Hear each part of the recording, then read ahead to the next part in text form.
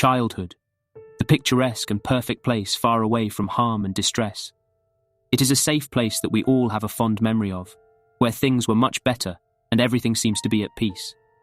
This is a common view amongst many people, where we attach much of our fondest memory to ourselves when we were younger, more innocent, and when we have fewer responsibilities.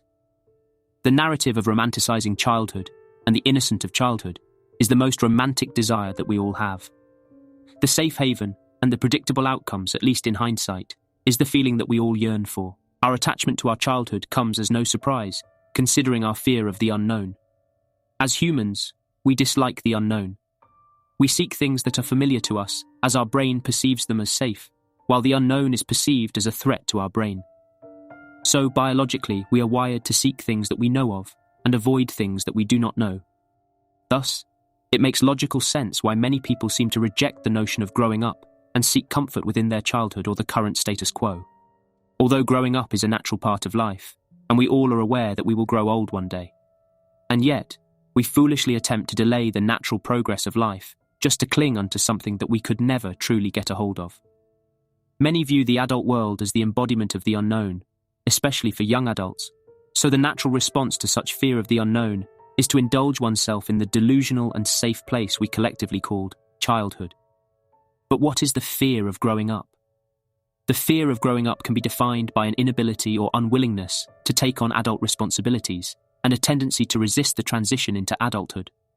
The fear of adulthood and the responsibilities that come with it enforce this desire amongst many young people who are in the stage of transitioning from teenage to young adult.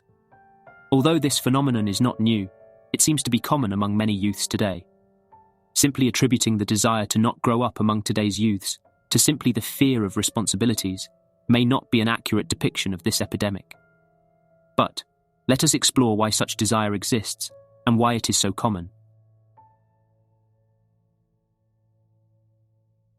Here in this literature review on nostalgia, published in the American Psychological Association, the first line describes how nostalgia is more fundamental than human nature. We could also see here that Ulysses, as Homer wrote, rolled on the floor when he thought of home. In this literature, the term nostalgia is referred similarly to that of homesickness, the yearning to return to one's home. Still, in a sense, the desire to return to childhood is nothing short but fundamental, as the case of the desire to return to one's home. The word nostalgia was not widely used until the 20th century. It first appeared in England when it was used to describe a Welsh soldier suffering from homesickness in a medical report from 1787. The desire to return to childhood in adults is natural. As we age, we tend to be more fond of the memories of the past. We view it as something that is beautiful, yet unretrievable, or lost forever in the passage of time. In the 19th century, the term child or childhood was not bound by chronological age or a certain cut-off age based on medical regulation as it is now. Carolyn Steedman wrote that childhood is a period in which one is dependent, powerless, submission, and bodily inferior. Does the definition of child or childhood in the olden days describe the modern predicament of young adults wishing to remain in such a stage of dependency, powerlessness, and weakness, even though one is more than capable of being independent and self-sufficient? The desire to not grow up and the romanticization of childhood is not a new phenomenon. For instance, in various works of literature, we could see this longing and the romanticization of childhood. Ode, Intimations of Immortality, from Recollections of Early Childhood by William Wordsworth, is a two-part poem that touches upon this loss of childhood through the passage of time. The entirety of the poem is not dedicated to childhood itself, but Wordsworth did express his sorrow of how he had lost touch with nature as he ages, and childhood has become something he could only remember, but was not able to regain the emotional connection he used to have with his past. For instance, in the line, I hear, with joy I hear," then in the line, "a single field which I have looked upon." This is him expressing the joy of the present, seeing a tree, which is a metaphor for the nature he used to be so connected to in the past. But in the next line, it says, both of them speak of something that is gone. Then in the final line here, where is it now, the glory and the dream? This shows that although he felt joy in the present and the reconnection with his childhood, he still feels that something seems to be missing, despite his attempt at joy. By recalling his childhood memory, he can then live in the present the same way he lived in his childhood, which in his mind was a world filled with heavenly beauty, but is now gone when he is an adult. Childhood is often portrayed as a period when our potentials were limitless, which is why we yearn for it so much. As an adult, we are bound to a certain set of skills or jobs, leaving little room for maneuvering. But as a child, in hindsight of course, we're filled with possibilities. Whether such a perception of endless possibilities is false, due to recalling error, or just simply blindsided by the emotion of nostalgia, we feel a sense that childhood was a period of bliss that we could only hope to recall but never return to. Nevertheless, the loss of potential makes childhood more of an alluring image to many adults, especially young adults who are about to step into the adult world. It is human nature to desire what we could not attain. The childhood, a place to which we could never return, becomes that illusion that forces our mind to be attracted to, hoping to return to, or at least attain the same sense of joy and limitless possibilities, hence the rejection of adulthood, a place filled with unknowns and limited possibilities. However, the excessive attachment to childhood amongst young adults may lead to consequences beyond melancholy, as it may interferes with one's growth and transition to adulthood. Here in this line from Childhood and Nostalgia in Contemporary Culture, published by the European Journal of Cultural Studies, the sadness of nostalgia creates a longing that of necessity is inauthentic because it does not take part on lived experience. Nostalgia wears a distinctly utopian face, a face that turns toward a future past, a past which has only ideological reality. Simply put, the past, or the nostalgic feeling from recalling of one's childhood, is nothing but a mere illusion or an ideological reality that we created in our mind and has nothing to do with our lived experience. In the next line, just as nostalgia, in Stewart's reading, affirms a non-existent past. Because of such ideology, and the perfect image that we have of our childhood, although probably non-existent, is probably just imagery that we conjure, due to the passage of time and the yearning for the past, or just simply a delusional hope of a return to a much simpler time, we have come to place much value on it. This attachment in moderation is innocent, as it is human nature to cherish and long for the lost innocence of childhood. But to many, this relationship between nostalgia and the present goes beyond a simple relationship. Many may become attached to this idealized past, and may come to disdain the present and even the future.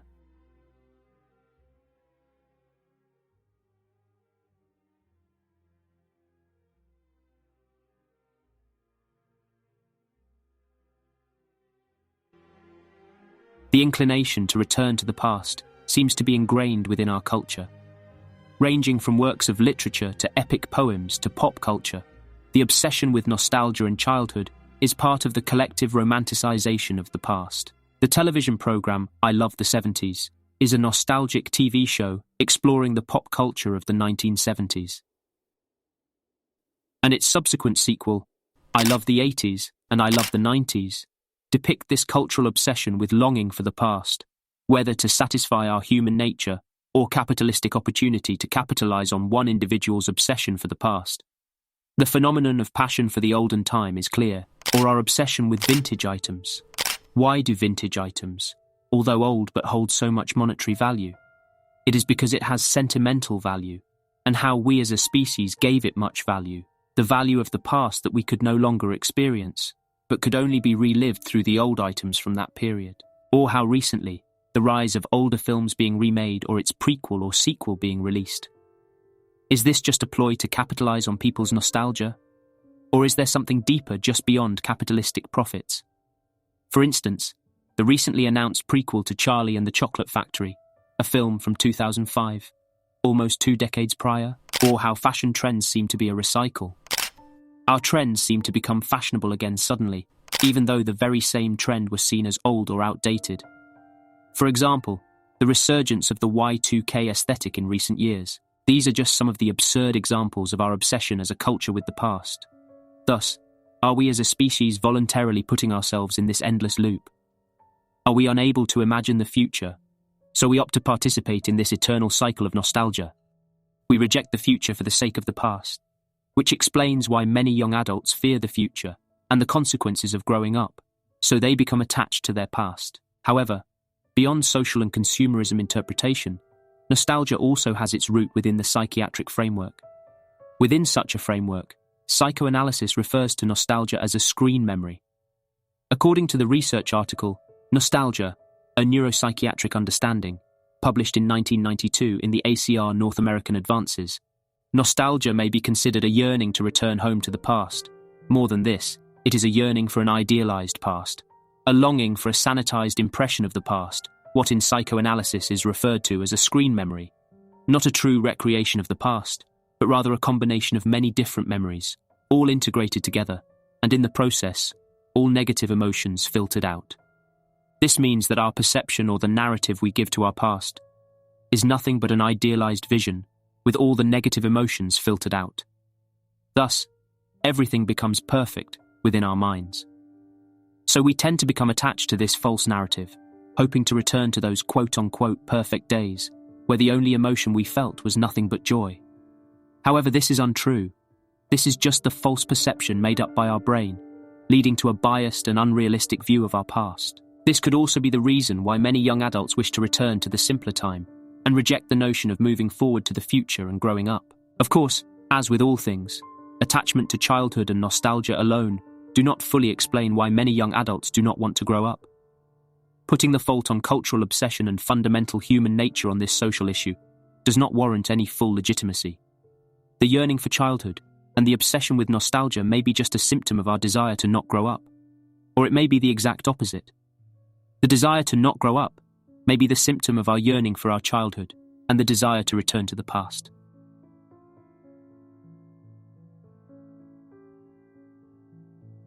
No one can predict the future, which is why the future can be filled with both optimism and pessimism. We all dream of the future.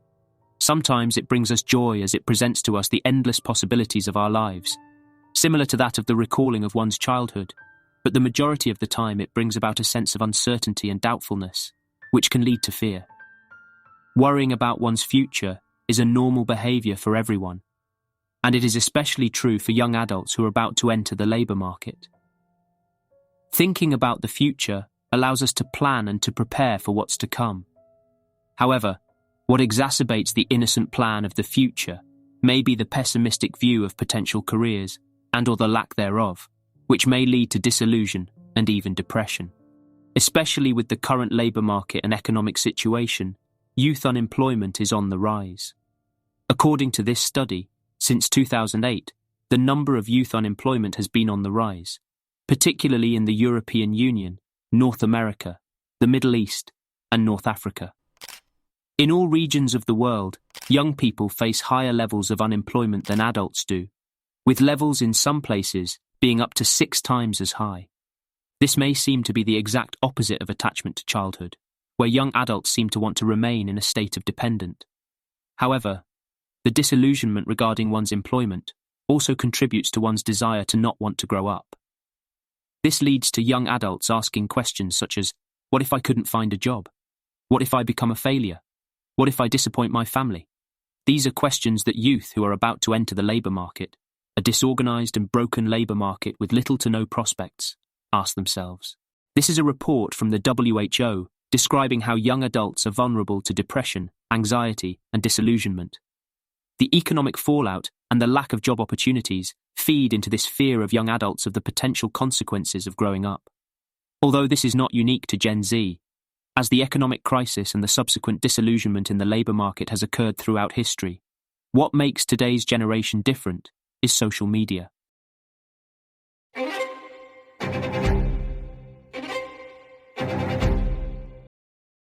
Social media platforms such as TikTok, YouTube, and Instagram serve as sort of an echo chamber for some youth to receive confirmation bias regarding their disillusionment of the future. This then births some of the most iconic internet subculture, which young adults engage with as a means to cope with their bleak future, or to criticise the current system that is not in their favour. This is one of the many internet culture memes in China, and is popular amongst the disillusioned youth. Here, it depicts the scholar Kong Yiji, who failed the Keiju, an imperial exam to enter a prestigious government bureaucrat, and lives in poverty. First appeared in early 2023 in China version of Twitter Weibo. Here it says, "I didn't understand Kong Yiji when I was young. Now I do, and I realise I have become him." Many youths, especially in China, feel disillusioned about the future. They have sacrificed so much for a degree, yet are unable to find prospective jobs within the labour market. The promise of a brighter future through a university degree seems to be a bygone era. Hence, birthing fear among the younger generation who are pursuing the same degree with the same sacrifices, but may not be able to find a job. Here, youths and young adults are expressing their disgruntled emotions and the fear they have of the future through social media, where others who share the same experience will act as a confirmation bias to their disillusionment. Or another internet movement, although not among young adults but working adults, known as laying flat, which began in 2021 in the Baidu forum. The now deleted post stated that lying flat is my wise movement. Only by lying down can humans become the measure of all things. This movement began as the original poster have become disgruntled with his work, as it consumed him completely. So, he decided to quit his job and live frugally as an unemployed member of society. This then becomes two sides. One side is the youth, who have become disillusioned with the labour market, as the prospect for a job is bleak. And the other is adults who are consumed completely by their work and wish to lay flat. This represents the economic situation where young adults will be forced into either lack of employment or complete dedication to one's job. It is no wonder why young adults in today's age fear the adult world where they will become just another cog in the economy. One thing that may be overlooked regarding social media, other than it acting as an echo chamber where young adults could vent their frustration, is the direct impact it could have on young adults. For instance, lower life satisfaction could be predicted with heavy usage of social media, according to this study. Another study shows that social media usage also affects brain development in adolescence. All these contribute to young adults' pessimistic view of the future, hence fueling their desire to not want to grow up. The transitioning stage from young adult to adult is a crucial stage in one's life that is filled with identity exploration, instability, and self-focus. Although for most young adults, this stage of transition presents a positive change. To some, it may present the instability of life and the inability to cope with their existence. This stage may even start as earlier as childhood. The transition from childhood to becoming a young adult can be experienced as touching an existential level of being. In some situations, this includes feelings of worries, anxiety, and a search for meaning, and may lead to existential concerns in young adults. This existential dread starts as early as the beginning of the young adult stage. The major shift from the state of complete dependency to semi-dependency as a young adult proves to be challenging already for many. Thus, one must ask, would the result be the same for young adults shifting to adulthood? But what constitutes an existential dread, and how it is related to our desire to not grow up? Various definitions of existential dread or suffering exists out there. Attempting to list the exact symptom of existential dread would be futile as it differs from individual to individual. However, a common theme arises amongst those who suffer from their existence. Boston and colleagues reviewed 64 papers and found the common theme of existential suffering includes lack of meaning or purpose, loss of connectedness to others, thoughts about ending one's life early, and the struggle around the state of being. The feeling of existential dread and the search for the meaning of being is as fundamental as nostalgia. However, young adults and adults all have different experiences regarding what constitutes an existential dread. The focus here is, of course, young adults and the rise of the quarter-life crisis in modern society. In recent years, the number of young people are increasingly experiencing a quarter-life crisis. What is a quarter-life crisis? According to Bradley University, a quarter-life crisis is a period of uncertainty and questioning that typically occurs when people feel trapped, uninspired, and disillusioned during their mid-20s to early 30s. While other researchers defined it as overwhelming instability, constant change, too many choices, and a panicked sense of helplessness and a kind of emotional crisis among 20-somethings, the sense of desolation, isolation, inadequacy, and self-doubt, coupled with a fear of failure. The quarter life seems to occur when an individual is transitioning to being responsible for themselves, which creates anxiety and an emotional crisis. The expectation that adults have on young adults to have a stable career and relationship and are at a certain financial level seems to feed into this anxiety of being an adult. Younger adults feel the pressure of the traditional expectations from their parents or peers that they do not wish to grow up. It is neither a surprise nor a coincidence that the quarter-life crisis seems to be on the rise in many young adults in today's society. The expectations bundled with the quote-unquote endless career paths do breed a perfect scenario of decision paralysis. Combine this with social media and how it influenced young adults' perception of what constitutes a successful life. It is no wonder they wish to remain in a state of dependence for as long as possible. It is not that young adults do not want to grow up merely due to their attachment to their childhood or the avoidance of responsibilities, but the immense pressure and the lack of preparation to enter adulthood is what caused them to feel scared and paralyzed. Adulthood seems to be a mystic place that is filled with endless possibilities, but for some, maybe due to its portrayal on social media, may cause them to feel this desire to not grow up. And it is not their fault. The portrayal of adulthood in social media, and from personal experience with close ones, has shown them how completely different from their imagination. So now, in the face of the inevitable, they cling to the notion of being a child and desire to not grow up. But is this all to blame on social media or our cultural obsession with nostalgia and childhood? Or is there something more beyond these?